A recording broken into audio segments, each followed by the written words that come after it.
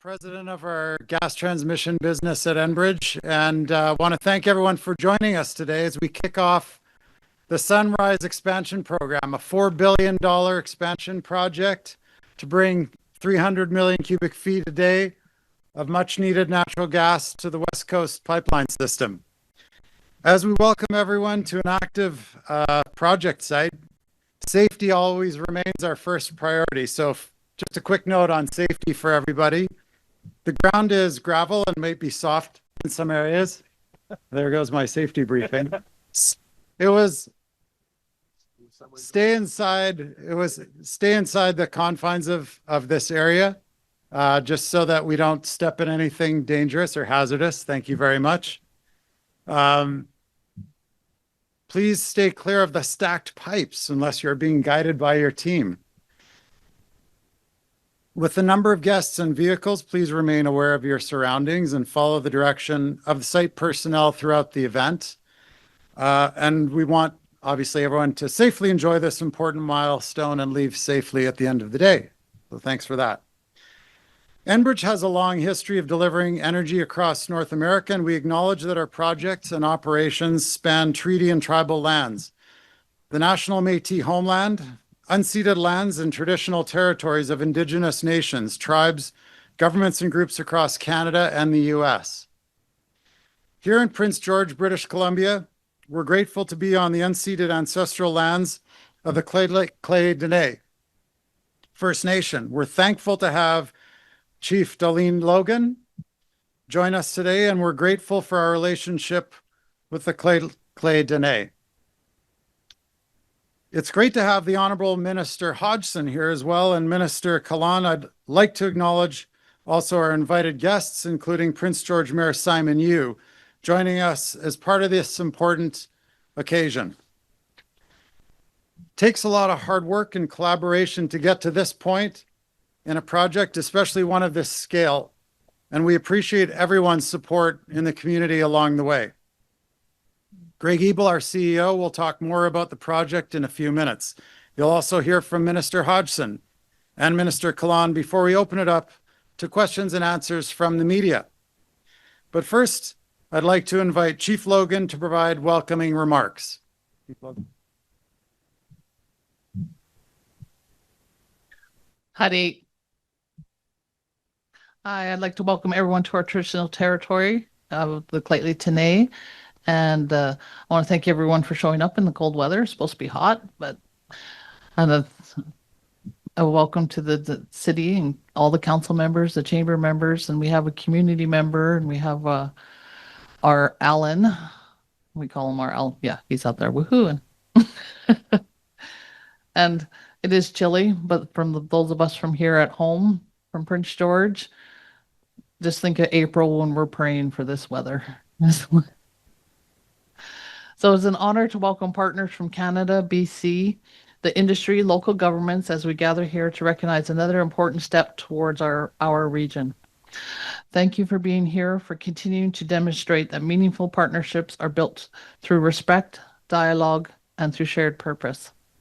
Sunrise Expansion Project represents far more than new infrastructure.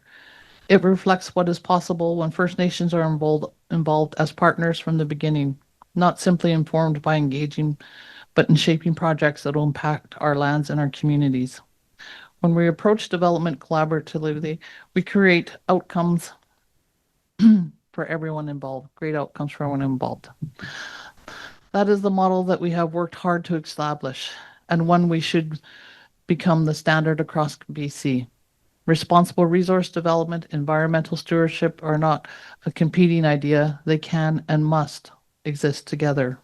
Projects like Sunrise create opportunities for Indigenous businesses, local contractors, skilled trades, and for future generations.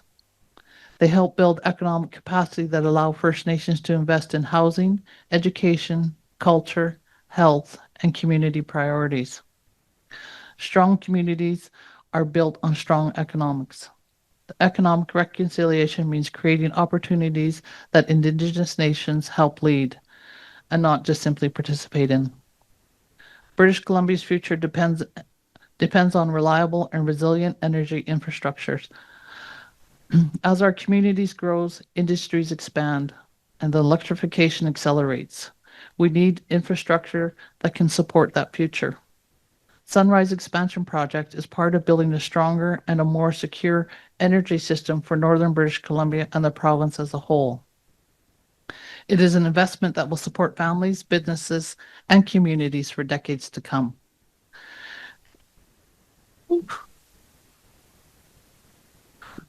Lheidli T'enneh is proud to work alongside governments, industries, neighboring nations, and community partners who recognize that collaboration produces stronger results. We all bring different perspectives, but we share a common goal, creating lasting benefits while respecting the people and the lands that sustain us. That spirit of partnership is what gives me confidence, not only in this project, but in what we can continue to accomplish together. Today is another reminder that when we build friendships first, meaningful progress follows. Thank you to everyone who has contributed to bringing the Sunrise Expansion Project to this stage. We look forward to continuing this journey together as partners, building a stronger, more sustainable, and more prosperous future for our regions and our generations yet to come. So, Masi, thank you all for attending. The CEO of Enbridge, Greg Ebel, will now make some comments. Thanks. Well, thank you very much, Matthew, and thank you, Chief Logan, for those kind words. Always great to be in your nation. Mayor, thank you very much. Always great to be in this town, and thanks everybody for being here. It is a pretty incredible day when we can celebrate a $4 billion project of any kind. But particularly one that means so much to this region, and I think one that means so much to this country. This is not just a pipeline project. This is an example, as the chief just said, of the way in which we do things the right way. We do the right things in the right way in Canada, and that means involving the communities that we're involved with. It means involving our Indigenous partners. I know that our union brothers and sisters are here, suppliers are here, and many people involved in the community. So it's about doing it the right way. And I want to thank them very much. Many groups have sponsored this project. I want to thank both the ministers for being here.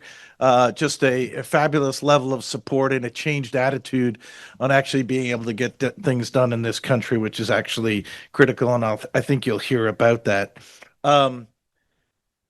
Beyond just what we're doing to build here, think about all the benefits to the communities. Not only is this a $4 billion project, part of $8 billion in projects that Enbridge is now building in this province, and billions of other dollars across Canada.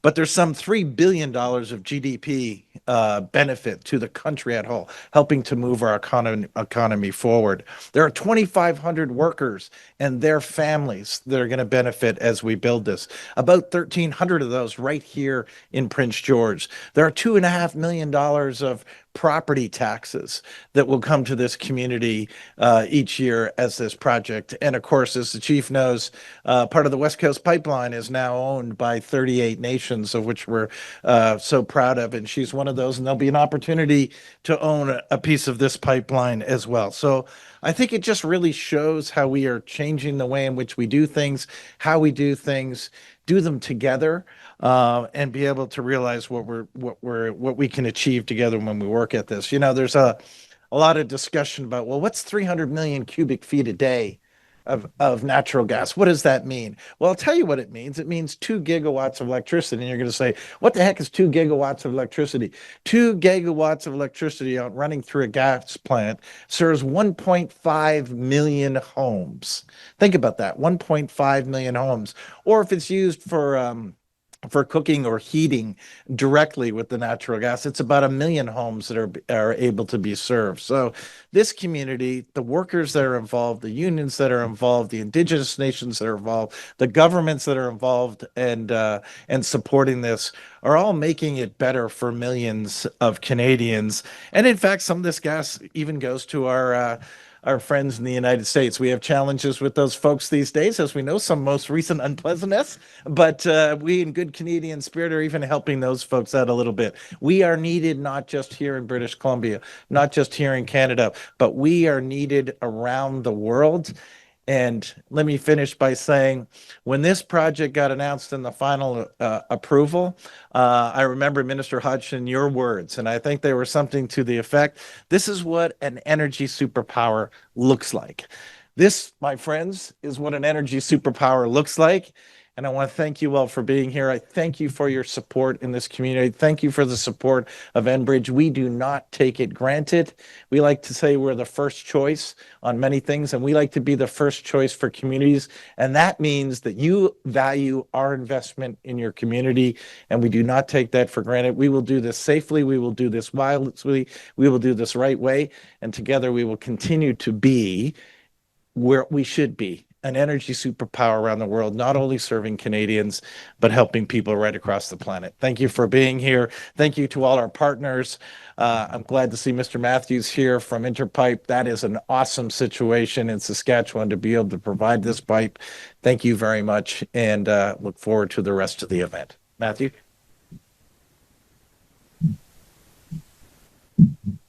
Thank you, Greg. And now I want to invite the Honorable Tim Hodgson, our Federal Minister of Energy and Natural Resources, to the podium to make a few comments. Minister. Thank you so much. And hello, everyone. Bonjour tout le monde.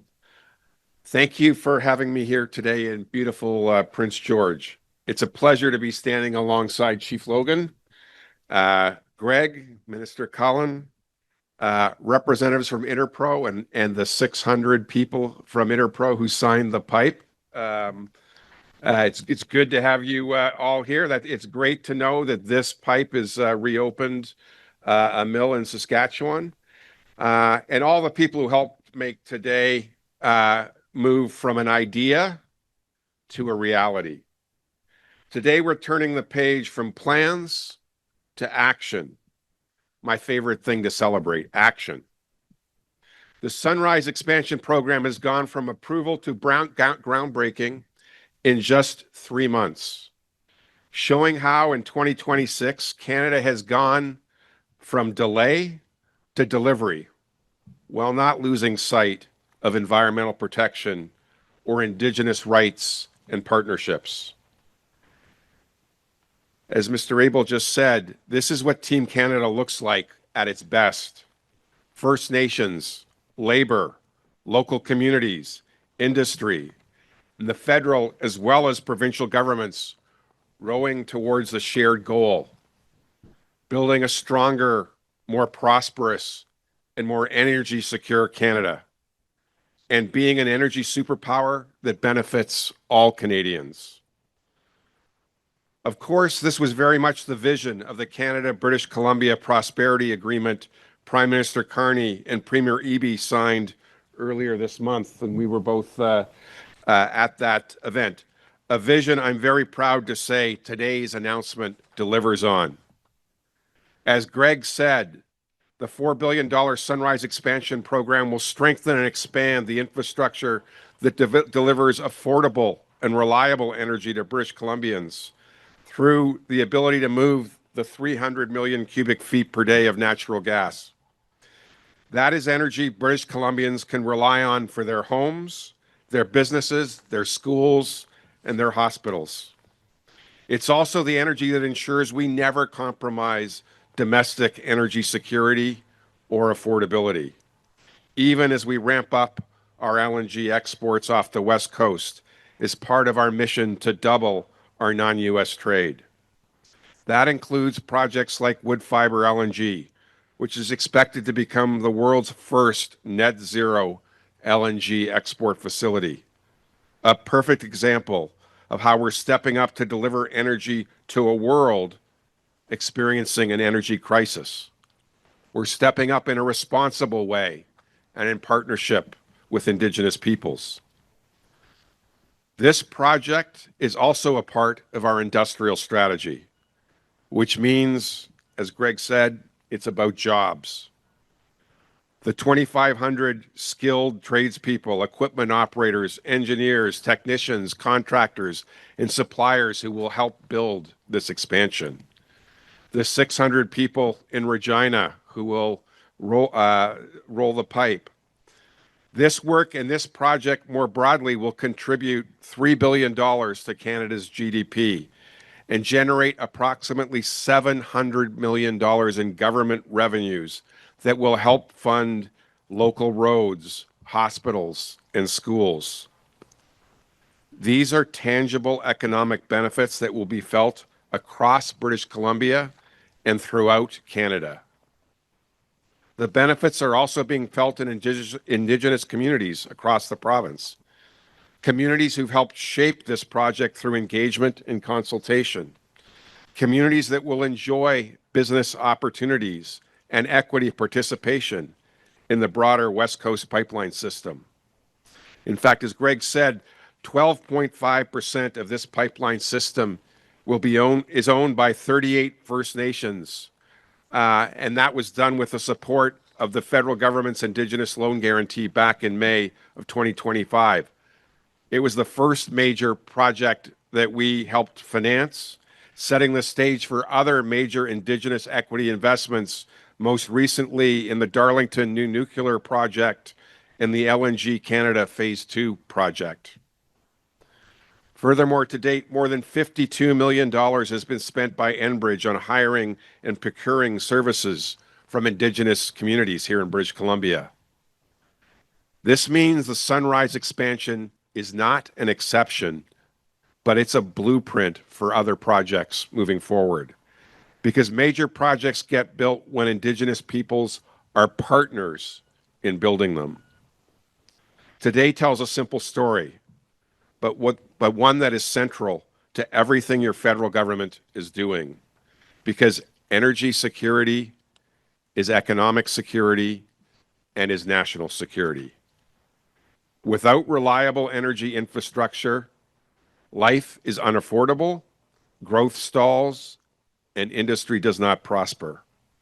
Without reliable energy infrastructure, we rely on imported fuels, putting our future in someone else's hands. And without reliable infrastructure, we're not getting our energy to domestic and international markets to make the most of what we've been naturally blessed with. Ladies and gentlemen, Canada is better at energy than most of the world. We do it cleaner, safer, and with stronger labor standards, and we do it with our Indigenous partners. Let's be proud of that. Let's build on that. And let's use the revenues to strengthen our economy, fund public services, and build the next generation of Canadian prosperity. This is Canada's Build Agenda in action. Working with Indigenous peoples to move at speed, growing export opportunities around the world, and reinforcing Canada's energy leadership in an increasingly competitive global market. In the past, Canadians have asked whether we can still get big things done, whether we can attract investment, whether we can build the infrastructure our economy needs, whether we can compete in a rapidly changing world. Standing here today, I think the answer to those questions is clear. Canada can build big things. Canada will build big things. And Canada is building big things today. Here in Prince George, construction is underway. Workers are on the site. Investment is flowing. And Canada is building again.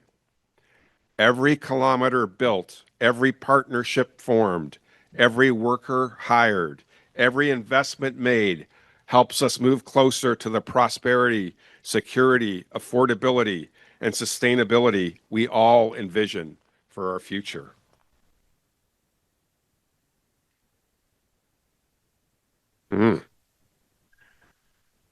So as we break ground today, we should recognize what this moment represents. Not simply the start of construction, but another important step towards building Canada strong for all. Thank you very much. Merci beaucoup.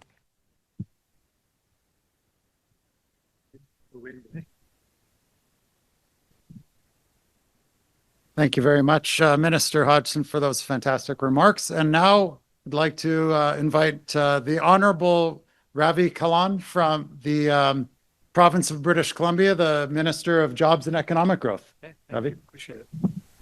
It's great. Fantastic to be here. I want to thank everybody for being here. It is a little windy. I was telling Minister Hodgson, but it's the winds of opportunity, right? And we're certainly seeing that here. I want to start off by recognizing Greg and his team for the amazing work. I was talking to some of the team members who started in 2022. It's been a long time coming. And anytime you want to bring $4 billion of investment to British Columbia, Greg, you are welcome to do so.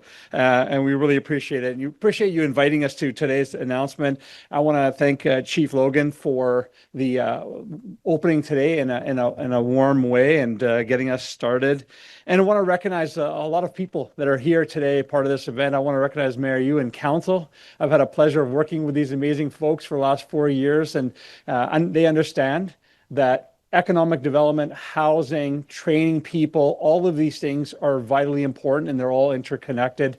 And so I think having them all here is fantastic. I want to recognize our friends from the labor movement who are not only building BC, but who have built BC. We've got people from Teamsters, LIUNA, we've got international operating engineers, I think local 1611 is here. And if I missed the Teamsters, probably I think the Teamsters are here as well. I want to recognize all of them for their amazing work. They're going to be important parts of this project as we go forward. Now, Minister Hodgson, I think, made some important points. This is another important step forward for economic growth, for our energy independence, and I believe most of all, thousands of good paying jobs for people here in British Columbia. My friends, we are living in uncertainty around the world, and we're seeing some moments of unprecedented uncertainty. And it's clear that we need to move forward in a way that benefits more and ensures that we secure the future of our province as well as our country. And we need to build, as Minister Hodgson said, and we here in British Columbia are certainly ready for that. Now, we've been saying to our friends out east over and over again for the last part of the year that our government's been telling industry, our partners, federal government, and the rest of the world that if you want to sell your products to lucrative markets, if you want to access to one of the world's most talented workforces, if you want to contribute to prosperity of our country, then you have to look west and you have to look to British Columbia. And I have to recognize Minister Hodgson because every single time he's come to British Columbia, he's met with my colleagues across the board, and he's always been open to the opportunities that we have. And he acknowledged the MOU that was signed between Premier Ebel and the Prime Minister. And that is a significant step for the prosperity of Canada, but also the prosperity of British Columbia. And this project in particular is important. I was telling my son on the way here this morning, he said, "Why are you going to Prince George?" I said, "I'm going to an announcement, Sunrise Expansion Project. You might hear about it on the news later in the day." And I said, $4 billion. He said, $4 million? I said, no, with a B, $4 billion. And this project has been in the works for some time, but is critical for us as we move forward. And I think it's important that projects like this allow us to get our energy to markets. And I've had the opportunity, as I know Minister Hodgson has, to talk to partners in Asia, to talk to partners around the world, and they're all saying the same thing, which is we need energy and we want it from Canada, we want it from British Columbia. And so, Greg, thank you so much for having us here. Thank you to your amazing team for doing the work. And I look forward to seeing the over 1,300 local workers working on this site and the 2,300 workers that are going to benefit from good paying jobs from across the province. So thank you so much, and look forward to putting the shovels in the ground with you. Cheers. Thank you.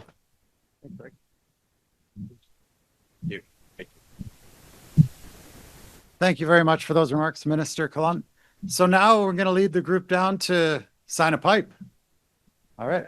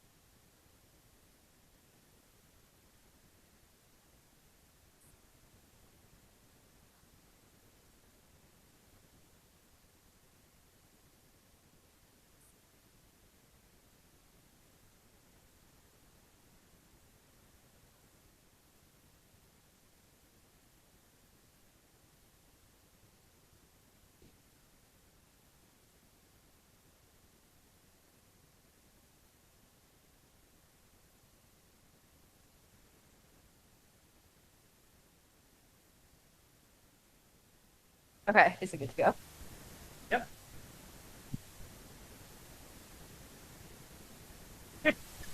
All right, we are going to now begin the media Q&A portion.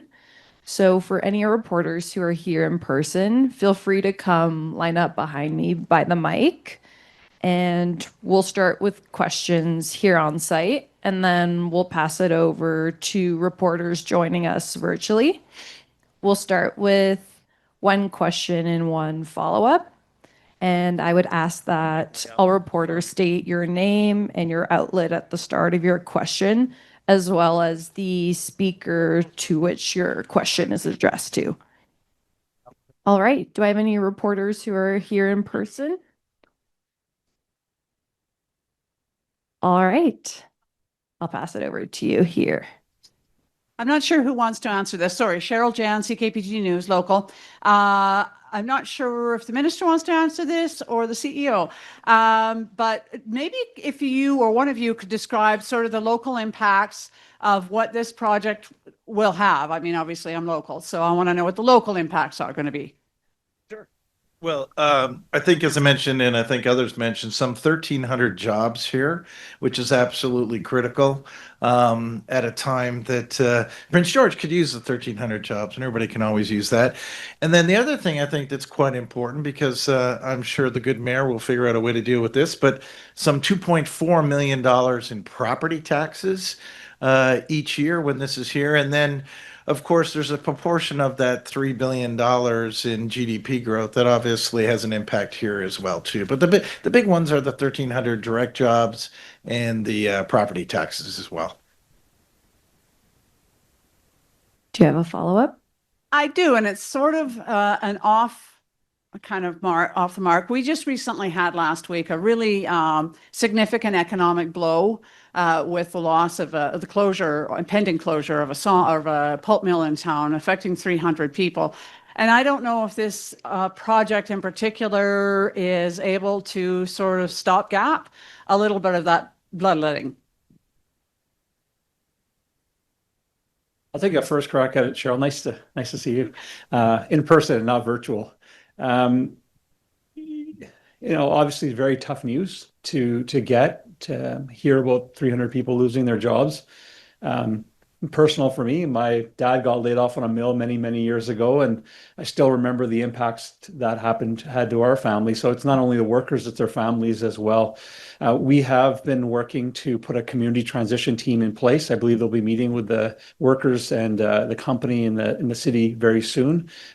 Pleased to hear that the company is putting some dollars on to support workers and also positioning them within the company. For many of the workers, I think will be great. And I think the announcement today, the reason why it's so important is that this is billions of dollars being invested locally, 1,300 jobs. We have unions that are here that are going to be representing many of the workers that are going to be getting those opportunities, but also opportunities for many of the small businesses, because a lot of the contracts flow to the local businesses and they get to employ and hire people as well. So yes, it is a difficult news to get, to see that these workers have lost their jobs, but also pleased that there's going to be an opportunity for us to reposition and get people back to work as quick as possible so they can support their families and stay in this amazing community. I would just add to that. We're working very closely with British Columbia.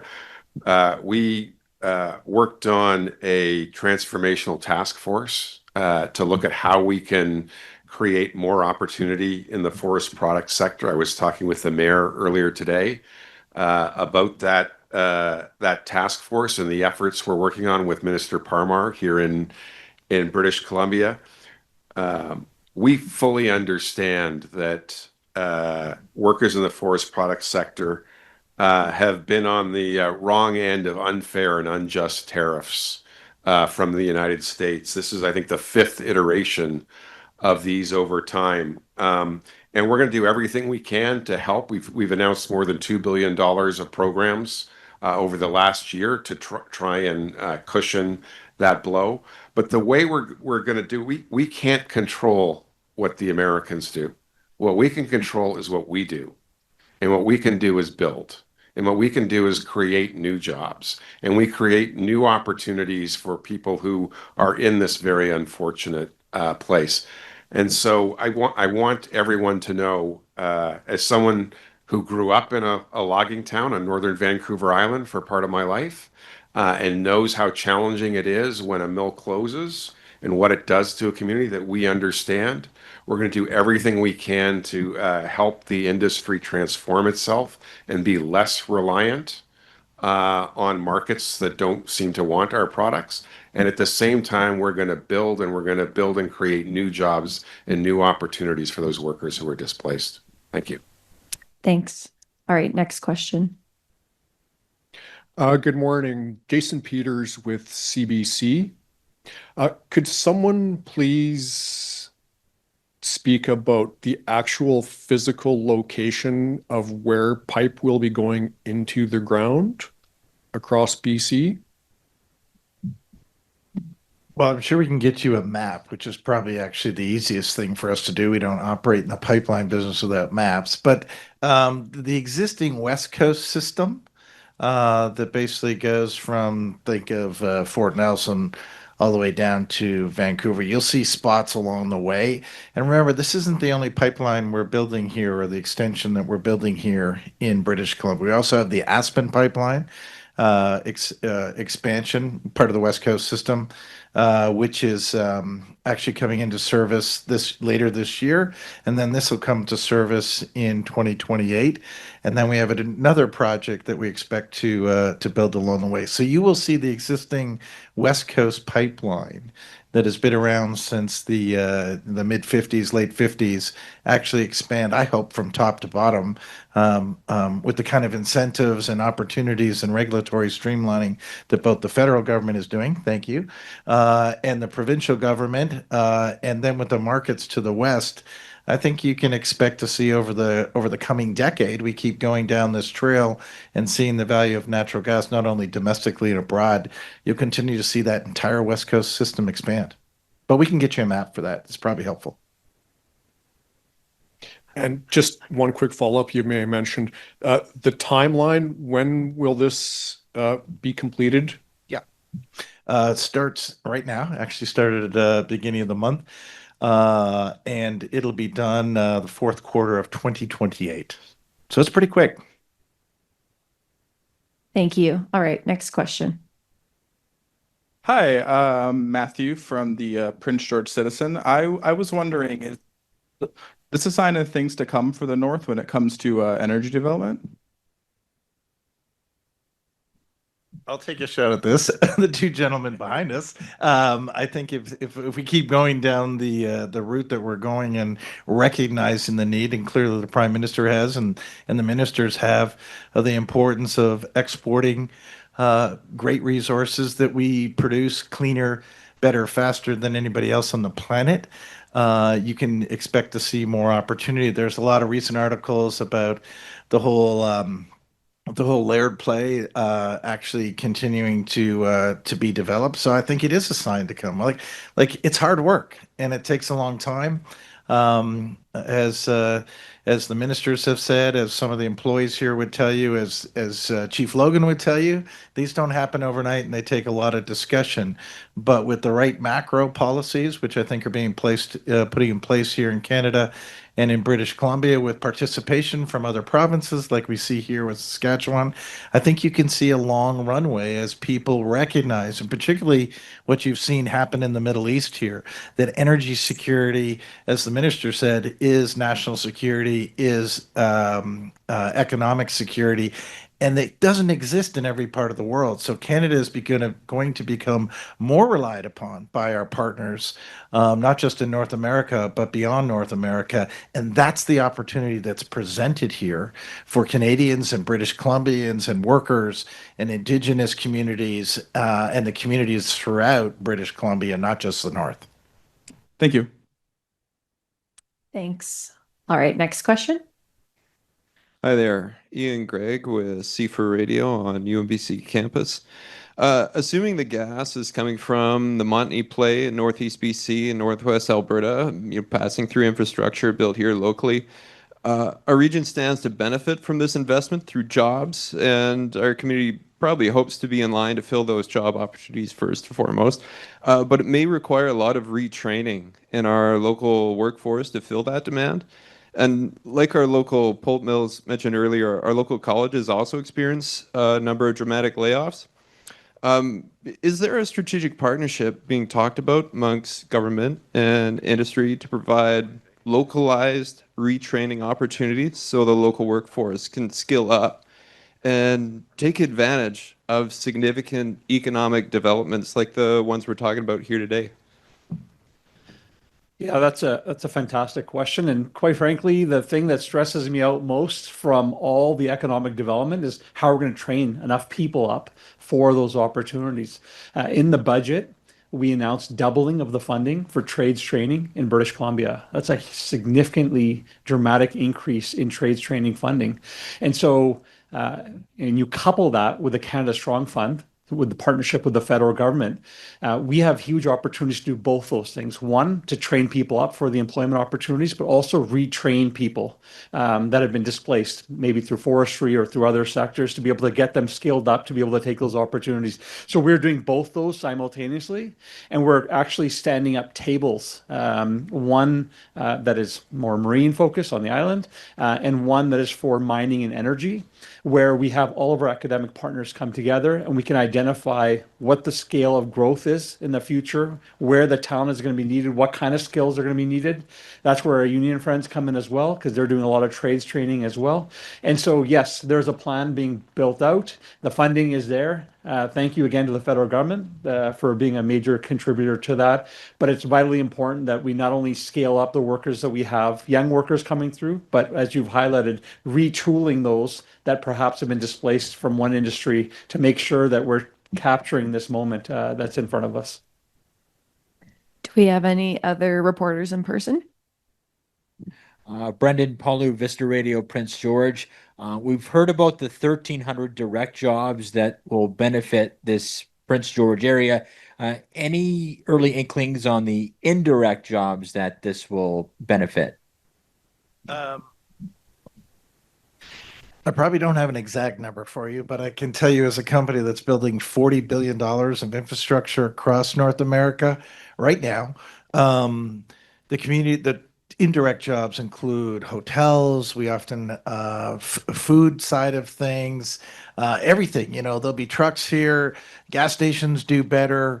There'll be people that come to this community as well, which always has interesting challenges, but also is a wonderful element of diversity. Some people come and stay. So I think you can, beyond the direct jobs, watch for the local community participants, whether it's restaurants, hotels, lodging services, various elements on that front. Even on just local stores, they'll all benefit from this, and that's part of the $3 billion in GDP benefit that we talk about as part of the project. Thank you. If there are no more reporters in person, I will turn it over to any reporters on the line. Welcome, everyone. And just a quick little reminder, veuillez indiquer votre nom et votre affiliation et à qui s'adresse votre question. So name, affiliation, and who your question is for, and then go ahead and ask your question. And we'll start with David Thurton. Hello. Hopefully you all can hear me. Yes, David Thurton from CBC News here in Ottawa. This is from Minister Hodgson. How do you respond, Minister, to Trump's recent comments that Canada would have to pay for all the wildfire smoke that's coming across the border through tariffs?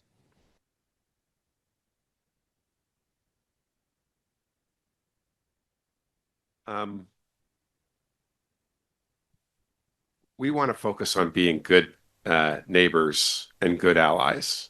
Canada and the United States have come to each other's aid in times of challenge as long as I've been alive. I know there's been a protocol in place around supporting each other on wildfires since the 1980s. and Canadians have consistently gone down to the United States and supported our friends and allies in the United States in their times of trouble.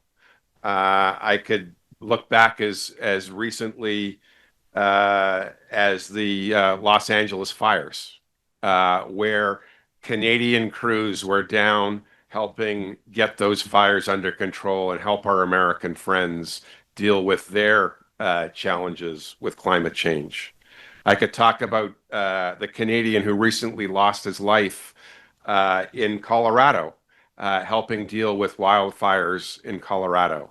So we prefer to focus on helping one another, and when the other person has a challenge, to respond with empathy and kindness and extend a helping hand. And we think that's what most Americans will do for Canada. Thanks. Just as a follow-up, is there more you think the federal government, particularly yourself in your portfolio as Natural Resources Minister and your department, which has a responsibility for forests, is there more that we could be doing to lessen the amount of wildfire smoke, to lessen the amount of wildfires that, it's a pretty active wildfire season. Is there anything more we can be doing?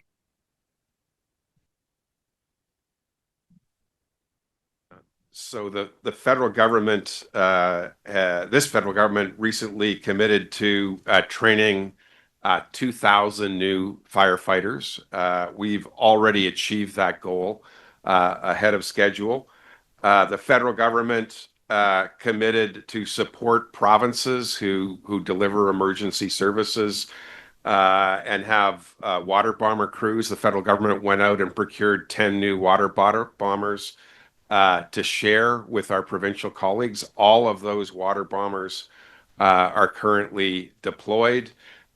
We continue to work on new technologies around spotting wildfires earlier and responding quicker. Minister Olszewski has just completed a major new national emergency response center to coordinate the efforts of the provincial emergency response efforts in each province. So we're doing what we can do. Extreme weather is a global challenge, and we have to recognize that. We're doing our part by trying to be a clean and conventional energy superpower. We're doing that by building new hydro, by building new zero-emitting nuclear, by building renewables across the country, by building new interties so we can share those renewables and reduce the carbon intensity of our electricity systems. But this is a global challenge. As I said in my last response, the world will be better off if we all work together as opposed to point fingers at one another. Thank you. Thank you very much. And we'll go over to Lauren. Oh, hi there. It's Lauren Krugel with the Canadian Press. This question is for the folks at Enbridge. I don't know if it's for Greg or perhaps Matthew if he's still there, but I was just hoping to get a sense of how much of this additional 300 million BCF or 3 MCF might be exported versus being used for domestic. Yeah, in this case, it's about 50-50. And when you say exported, most of this gas won't be going offshore via LNG. It would go to the Pacific Northwest. So half it's serving communities here in British Columbia, and the rest of it will be exported to the Pacific Northwest. Okay, and just to follow up, what other brownfield opportunities does Enbridge see in the natural gas space looking ahead?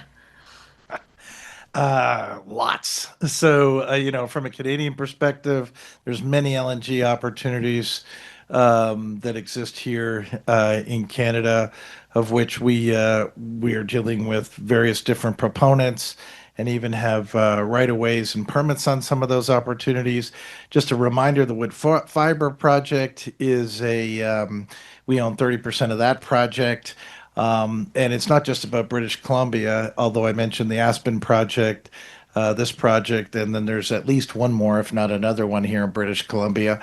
But we spend $1.5 billion a year in Ontario on natural gas projects as well. As the largest gas utility in North America, Ontario is a key opportunity. So, with gas being one of those fuel sources, those conventional fuel sources that really help to move forward lower carbon intensity. We see many opportunities, not just here in Canada, but also throughout North America.